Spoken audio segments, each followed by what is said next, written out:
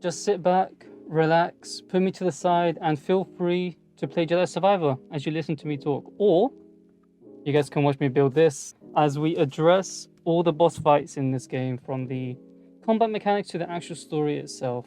Honestly, I don't know how long this is going to take to make. I don't think I'll finish it today, but that's perfectly fine. Honestly, this is also my first time doing this. I've never done something like this where I give up my opinions, try and have a discussion about anything.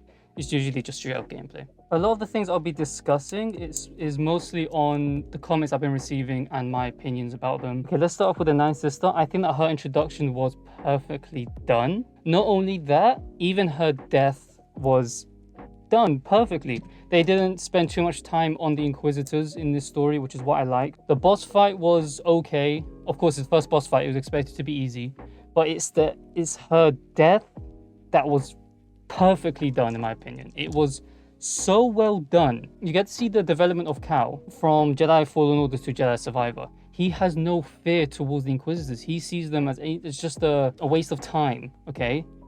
He even said the most coldest line that I've heard in ages. He just simply said, "It's time to set you free." Damn! And they didn't drag on the Ninth Sister story at all. They just quickly cut it short, and I think that's fantastic they did that. They didn't drag the Inquisitors throughout the story. And her death was just so quick and swift and clean. Like, Cal did not hesitate with that. He was like, "It's just time to set you free. That's it. Just straight up. You're gone. Finished. Your story's ended." But again, Ninth Sister was perfectly done. We're going to skip ahead. We're going to go straight into Rayvis. Honestly, I have nothing but respect for Rayvis, okay? My man died with honor. He did not betray his friend. Cal beats him. And then he's like, "Oh, join me." And I was like, "No, kill me. I want to die in battle." Respect. He doesn't even betray his closest friend. The boss fight was extremely difficult. It gave me so much pain, but it makes sense because Rayvis is such a powerful character. I've been going around doing some Force Echoes, and you literally see what he does to people. He's massacred Jedis, okay? This guy is powerful. And the fact that Cal beats him in combat then shows how powerful Cal really is. It's insane. It's insane how 5 years Cal's become so powerful. And he's not even a master. I don't even think he's anywhere near a master, which goes to show how powerful a Jedi master really is, by the way. But the biggest thing that a lot of people were complaining about is how Rayvis actually dies. And the last time we saw a Dagan, I'm pretty sure, was in the animated show 2002 Clone Wars movie. And Obi-Wan struggled to kill him. Like, when I say struggle, I mean like he just won't die. He just will not die until Obi-Wan goes inside him and explodes him from the inside out. So people start speculating, how is Cal going to defeat Rayvis? But then somehow Cal does kill Rayvis, and then it begs the question: did they change the canon of how to kill a Dengai? Because the Clone Wars anime show is no longer canon, the 2002 one. So the way to kill a Dengai could also possibly change. So I have two theories as to how he was just able to die. First theory is very simple, right? If you decapitate a Dengai, he dies. He can't regenerate, right? Which is exactly what Cal does. Or the Dengais can actually choose to not regenerate, if that makes sense. So let me explain, right? Earlier on, you kind of see Cal cut off his arm and he still regenerates. But when Rayvis is like, "Hey, you bested me in combat. I want a warrior's death. Give it to me." After that, Cal cuts off both his arms again, but he doesn't seem to regenerate. He doesn't want to regenerate. He accepts his fate, puts his head down, cut my head off, which then causes him to die. So that's my two guesses. Either he chooses to not regenerate, or if decapitating him actually kills him. It's one or the other. I think that he is dead. I've heard some people saying he's not dead. He's a Dengai. Sorry to say, but he's dead. Okay, I'm sorry, but Rayvis would not just sit there and say, "Hey, kill me. I'm going to accept this death, a warrior's death, if I'm going to survive it anyway." It doesn't make sense. I'm sorry, but he is dead. Overall, Rayvis boss fight, so difficult. I hated it, but I love it. Story-wise, beautiful as well. Okay, phenomenal. Now the next person we fight is Dagan. We kill Dagan next, which is surprising. I've always thought since the beginning of the game that Dagan was going to be the main antagonist. I mean, he is one of them, but he's not the final boss, and that to me was very disappointing. But regardless, I think he was a fantastic character. I've heard some people say he's so whiny, he's this and that. He does remind me of someone, doesn't it? So we list it off. A whiny kid, does whatever he wants, very rash, goes against his friends and family. I can keep going on the list. It sounds a lot more like, you know, Anakin. No one seems to complain about Anakin being annoying. Listen, they both had an obsession. Anakin's obsession was Padme. Dagan's obsession was Tanalorr. Both of those people's lives were ruined because of an obsession. So I think Dagan is a very great character. Not only that, he was a fantastic starter character to the High Republic era. I am somebody who would love to get into the books for the High Republic, but there is so many. It just is too much to do. But using Dagan to introduce him to the newer audience, or to, let's say, softcore audience instead of a hardcore audience, is a fantastic way to do it. And they've done it perfectly. I have been intrigued by this High Republic character, and I am so excited for the Acolyte, even more now because of Dagan. He was so well written. Oh yeah, I forgot to mention about his lightsaber. The fact that we get to see him bleed it in front of us for the first time, phenomenal. The only time we see it is in the comics with Darth Vader, but that's only like still images. We actually get to see it in like animation form, you know? There's a lot of complaints about whether his lightsaber was red or orange, reddish orange. I have to be honest with you, the crystal itself was like this orange, okay? It was like that orange. His blade sometimes will look like this, and his blade will sometimes look like that. Never knew Lego would be that helpful.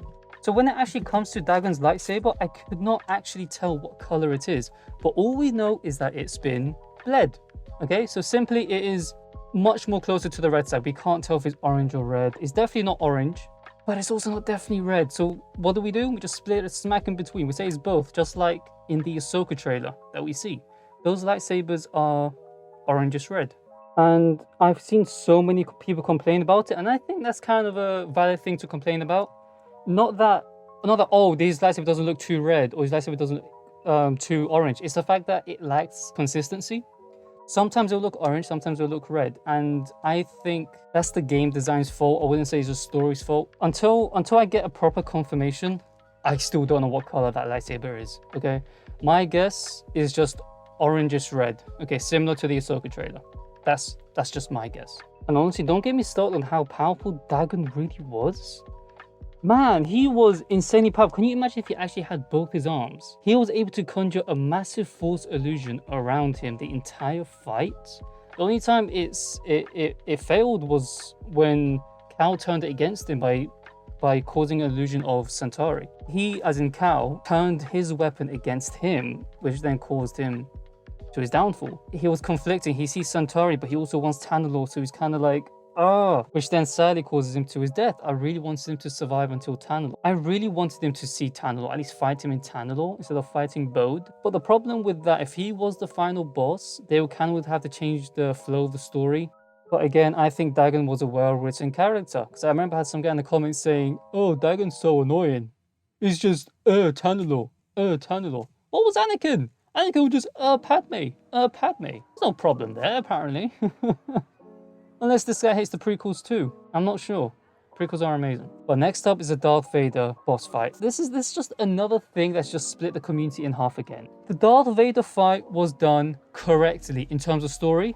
It was done correctly. It was done very well. My problem with the fight is that the boss fight itself, the gameplay, was too easy. But in terms of story, it makes sense. I wish they made it harder. That's my only complaint. Now, why is this boss fight so controversial? I don't understand. For some reason, people are surprised that Seer is powerful.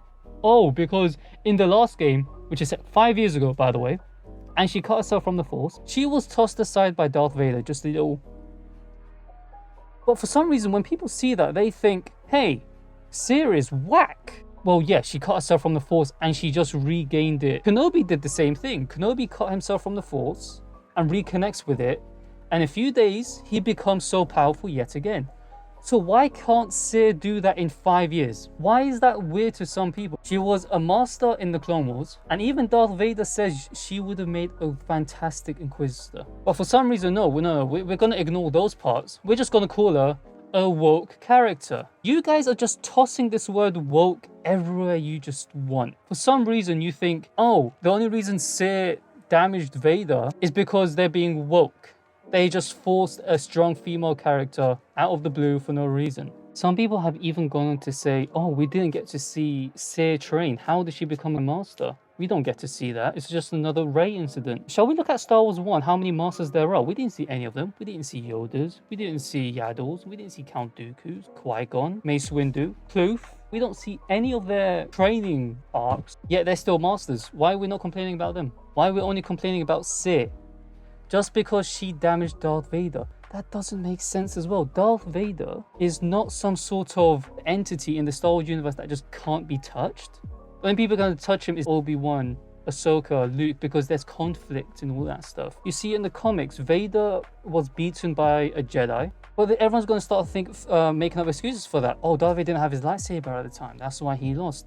Yeah, but how does he kill him later on? With the Force. Why didn't he do that in the beginning? Which then leads on to the part where people are saying, why didn't Vader just kill her every time he used the Force? So, for example, when they're clashing sabers and Vader's just like, yeah, you're no match for me. People are like, why didn't you just stab her right there in the spot? Vader doesn't do that. He never does. Vader's main thing is to strike fear. Once he strikes fear into them, he's won. That's what he wanted to do with Seer. But Seer herself said she's let go of her fear. Vader's like, right, now I'm mad. I'm not having this. So again, he's still trying to establish this fear onto her, but he can't do it. People have hurt Vader before, and people are even saying that Seer almost killed Vader. Like, where did you even think of this? Oh no, a bookshelf fell on him. Oh no, Seer almost stabbed him. Oh no, Vader was limping away. Oh no. Like, if you watch the cutscene again, you know, he struggles to get up.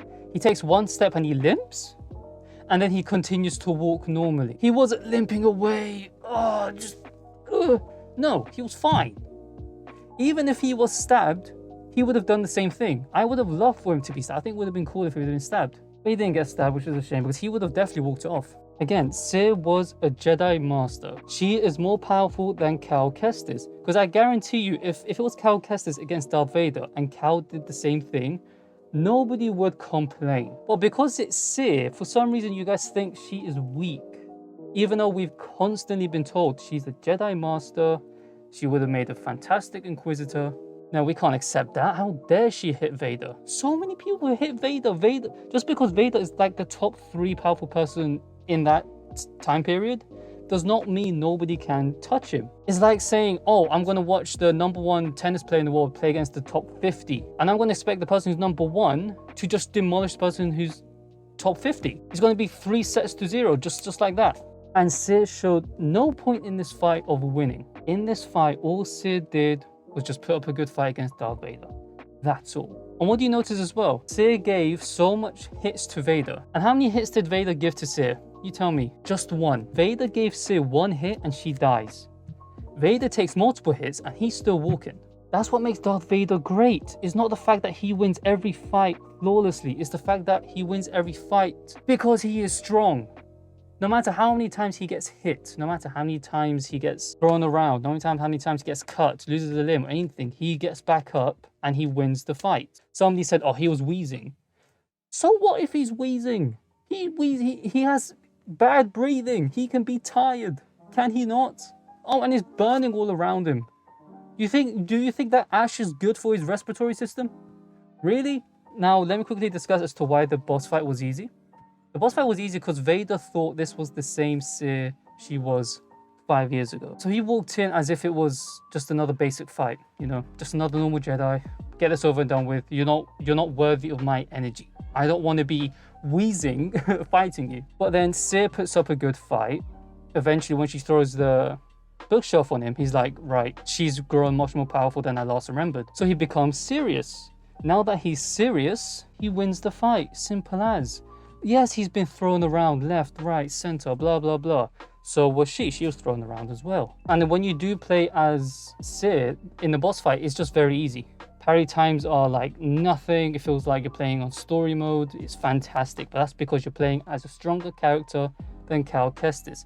If you think Cal is powerful, Seer is more powerful in this time frame. I think that in the next game, Cal's going to be way more powerful than Seer. But again, I'm just saying, the fight was fine. Vader was fighting a Jedi Master. See, how many Jedi Masters has Darth Vader actually fought?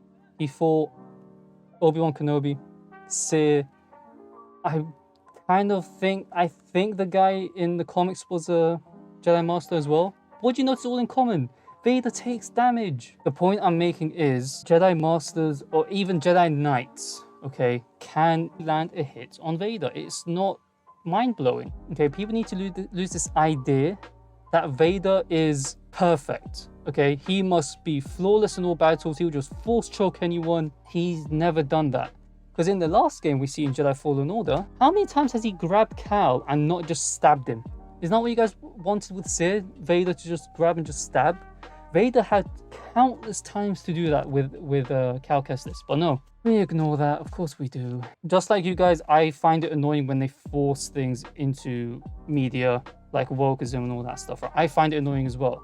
But it's also annoying when you don't understand when to use it and what it actually means. Okay, Seer is not woke. Seer is just powerful. Don't throw the term around just for the sake of. Okay, simple as that. I think the fight was perfectly done. I think to make the fight better, Vader should have walked in and taken it seriously from the start, I think, instead of taking it seriously near the end of the fight. I think that would have been better. But I think if they did that, then of course the boss fight wouldn't last long. Stuff like that, the gameplay. But hey, if you still don't like the fight, that's fine. But please stop putting Vader as this impeccable, flawless man or machine that just can't be touched, okay? That is only applicable when it comes to non-force sensitive people or like Padawans. Not when it comes to Jedi Knights or Masters. The fight was fine. Seer died in the end. It's fine. She didn't wound him and escape. She died. She was killed. Can I get back to my Lego now? Oh, I'm gonna get back into it, okay? Good. Okay, so finally we're gonna end it off with Bode, the final boss fight. I wish he wasn't the final boss fight. I mean, I don't mind it, but what was weird was that he was the hardest boss fight in the game. I think that's what was weird to me and a lot of people. He should not have been really difficult. But I did have one comment earlier today that said maybe the reason why he was powerful was because he was a father trying to protect his daughter. So he went all out to try and protect her. And I think that's a fantastic way to see it. When you're playing it though, it does feel weird as to why he's so powerful. Like my man was able to dash around, throw his lightsaber everywhere. I think his biggest problem was actually him using his blaster, but his third phase was disgusting. The fact that he was able to do unblockable force attacks? Unbelievable, man. Do you know how difficult it was for me to do a no damage hit with that ability around? It was impossible. But again, he was surprisingly very powerful for someone with the force, especially seeing that he kind of cut himself from the force for 10 years. I'm not sure if he did or he didn't. I heard that some people were saying that he was hiding that he was force sensitive when he was working for the Empire. Now, of course, there's two reasons as to why he would hide himself from the Empire. One of them is that he'd probably be killed because he was a Jedi, or they wouldn't accept him and make him become an Inquisitor, which he obviously doesn't want to do. It's just surprising to see him more powerful than Dagan. Darth Vader, that's fine. We explained why Darth Vader didn't take it seriously at the beginning. But to be more powerful than Dagan is surprising. Like, he was extremely quick. He would shoot his guns frequently. He would use the Force frequently. It was disgusting. Hardest boss fight in the game. I don't know if he was a Master or a Jedi Knight. Okay, but regardless, he is at the same level as Cal Kestis during this fight, I'd say. I'd say this fight was perfectly even. But what made Cal win the fight was him tapping into the Force, into the dark side of the Force, embracing the darkness. I know Bode probably did as well, but Cal, combined with the darkness, yeah, we don't want to question that. Honestly, I'm excited for the next game. I'm scared to see what Cal will be like in the next game. If he's this powerful now, how powerful will he be later on? But with Bode, I think that they just decided to just go for gameplay rather than story itself, which is quite surprising because when it comes to Darth Vader, they focus more on story over gameplay. But with Bode, it's gameplay over story.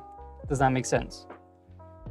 Just because Bode's the final fight doesn't mean he needs to be the most powerful person you fight.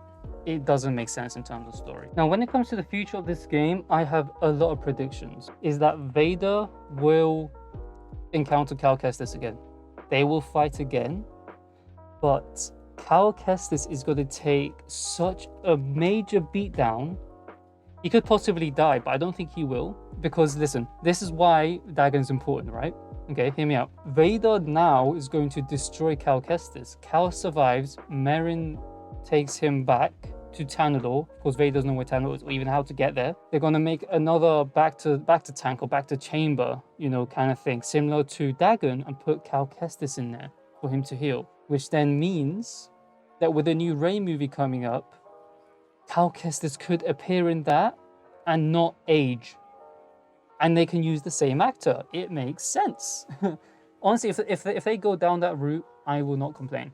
Okay, I won't. I would love to see Cal in live action, but primarily more during the original trilogy era, so the Rebellion side of things, or just after, you know, somewhere around the Mandoverse kind of thing. That way, also Vader thinks Cal's dead. He's no longer a threat. Cal doesn't appear anymore. Doesn't show anywhere because he's in the back to tank. It fits in the story very well, I think, in my opinion. Honestly, this is my first time doing this. I have never done base cam like this before, given my opinions, discussions. Feel free to give me your opinions. You guys can say I said a load of crap, say I've done a load of great stuff. That's perfectly fine. Again, thank you guys so much for watching. Honestly, the views have been impeccable. The subscribers have been fantastic. And I will keep doing Jedi Survivor, okay? I will sprinkle in a few games in here and there, as in other games, but please don't see that as me pushing Jedi Survivor away, okay? I just enjoy playing other games too, or like sharing funny things or things that I enjoy as well, okay?